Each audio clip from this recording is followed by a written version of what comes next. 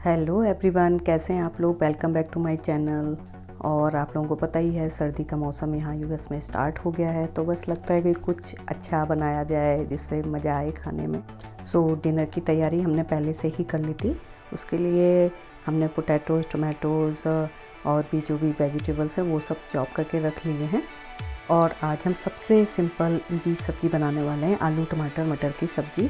और ये सब्ज़ी बहुत ही, आपको पता ही है, सिंपल है, टेस्टी भी होती है, फटाफट बन भी जाती है। और ये सब्ज़ी आप कुकर में या वोक में किसी में भी बना सकते हैं आसानी से। और अभी हमने ऑलिव ऑयल ले लिया है। ये olive oil baking and frying वाला हम डेली में यूज़ करते हैं। फिर इसमें हींग डालते हैं, फिर जीरा डालेंगे और अब टमाटर ऐड करेंगे, उसको सॉफ्ट होने तक चलाएंगे। फिर उसमें आलू और मटर डालेंगे, फिर तीनों को बढ़िया से मिक्स करेंगे।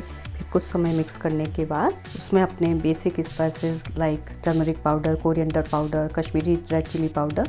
ये मिर्च तीखी नहीं होती है बट कलर अच्छा आ जाता है। और मसाले डालने के बाद एक बार फिर सब अच्छे से चलाएंगे जिससे कि मसाला बढ़िया से सभी सब्जी में मिक्स हो। फिर लास्ट में हम पानी डालेंगे। ये सब्जी हम 3-4 लोगों के लिए बना रहे हैं, जिसमें 3 एडल्ट एंड 1 किड है। और मेरी छोटी बेटी को सब्जी, दाल ये सब बहुत पसंद है।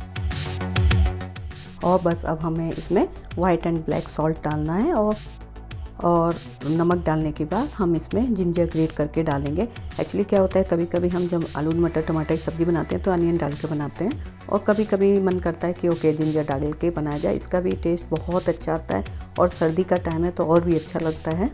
घर में क्या सब्ज़ी बहुत जल्दी बन जाती है, वोक में भी बन जाती है, बट आलू को पकने में थोड़ा टाइम लगता है, तो इसलिए मोस्टली हम ट्राई करते हैं कि ये सब्ज़ी हम कुकर में ही बनाएं। और बस सब्ज़ी अब थोड़ी देर में तैयार हो जाएगी। और हमने साथ साथ मसाले का डब्बा भी कैबिनेट में रख दिया है। थोड़ा स्पेस चाहिए रहता है, नहीं तो खाना बनाते बनाते क्लटरिंग बहुत हो जाती है। और अब सब्ज़ी बन चुकी है एंड लास्ट में हमने इसमें कसूरी मेथी को पाम में रब करके डाला है।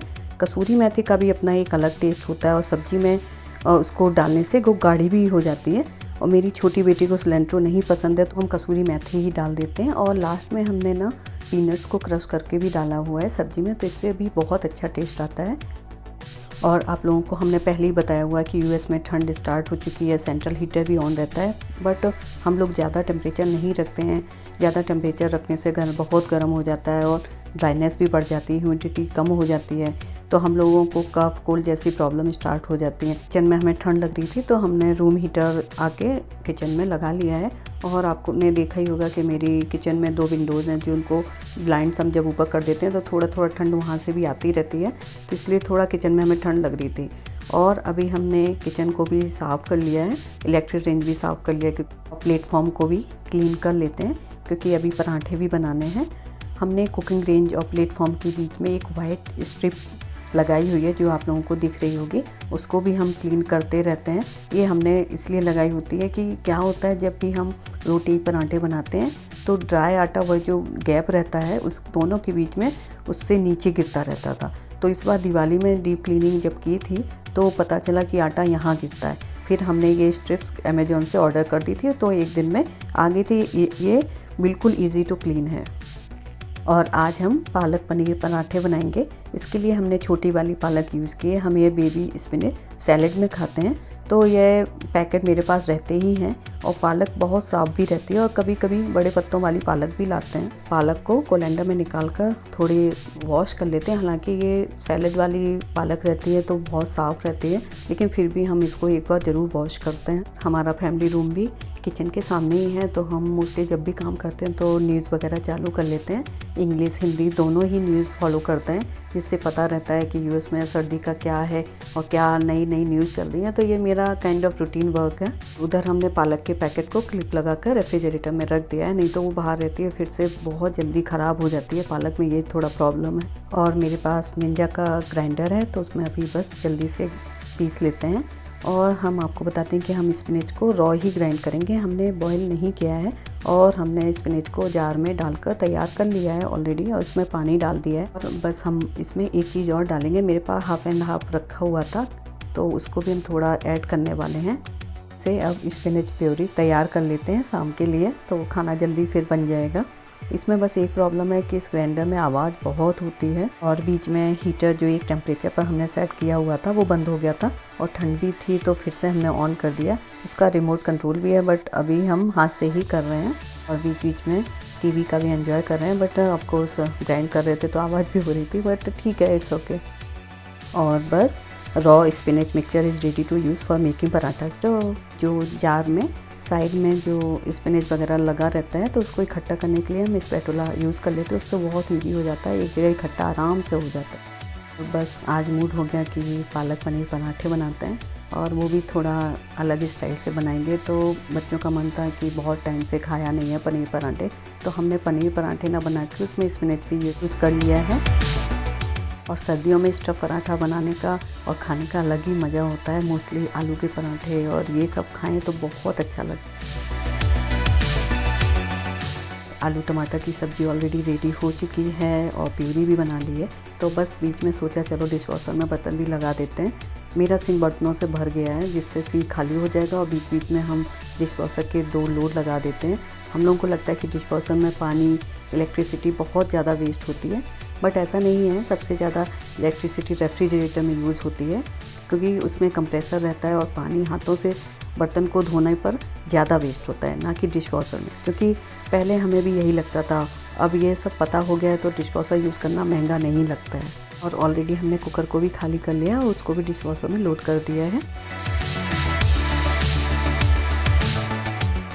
और हम अपना ज़रा एक्सपीरियंस शेयर कर रहे हैं क्योंकि ग्राइंड करना बहुत इजी रहता है ग्राइंडर से, बट उसके जार को क्लीन करना, उसके जो ब्लेड्स हैं उनको क्लीन करना बहुत डिफ़िकल्ट होता है। एटलीस्ट मेरे लिए बहुत डिफ़िकल्ट होता है क्योंकि एक तो ये जार प्लास्टिक वाला बना हुआ है, स्टील मेटल का नहीं है, तो इसको डिश वॉशर में भी रखने में डर लगता है कि कुछ गड़बड़ ना हो जाए।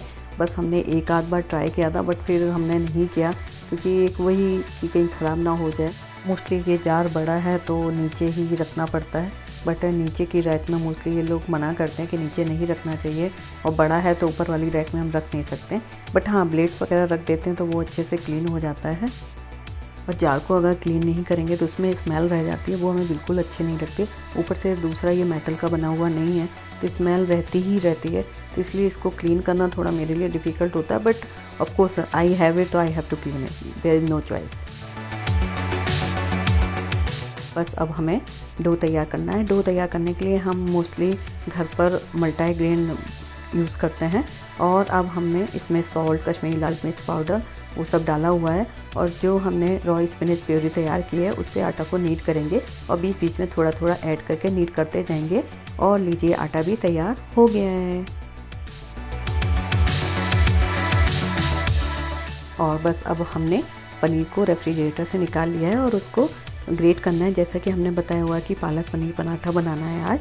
सो ग्रेटेड पनीर में हम उसमें हींग, कश्मीरी रेड चिली पाउडर, थोड़ा धनिया पाउडर और black and white salt add for taste डालना है।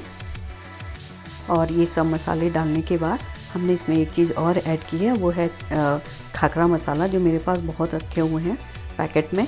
और अगर आपके पास चाट मसाला है वो भी ऐड कर सकते हैं और इट्स ऑप्शनल, जो आपकी इच्छा हो वो यूज़ कर सकते हैं।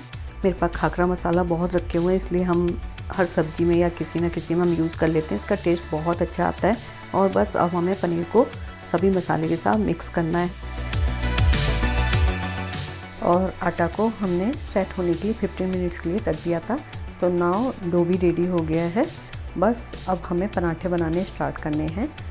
आज हम गोल पराठे नहीं बनाएंगे, स्क्वायर बनाएंगे थोड़ा चेंज के लिए। एंड बहुत इजी भी हैं तो कोई दिक्कत नहीं आएगी, फटाफट बन जाएंगे।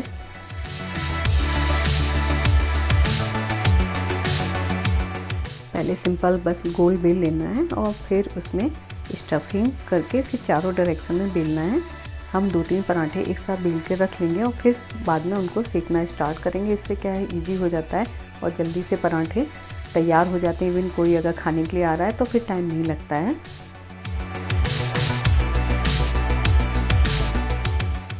और अभी हमने स्क्वायर लोई बना ली है, उसमें स्टफिंग करके तैयार कर लिया है। और क्या होता है, जब हम लोई बनाते हैं स्टफिंग पराठे बनाने के लिए तो उसमें एयर अंदर भर जाती है।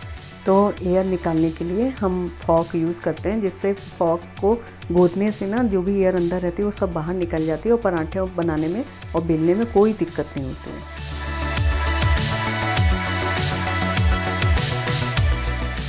और पराठे हमने बेल के रख लिए और पीछे से मेरी छोटी बेटी का आवाज़ आ गई है कि उसको भूख लग रही है, तो वो अभी डिनर के लिए रेडी हो गई है। तो बस हमने उसको बोल दिया है कि बस थोड़ा पराठे सीख जाए फिर तुम बैठ जाना, और क्योंकि उसको ना 7:30 के अराउंड भूख लगना शुरू हो जाती है, तो फिर उसको जल्दी ही चाहिए रहता है।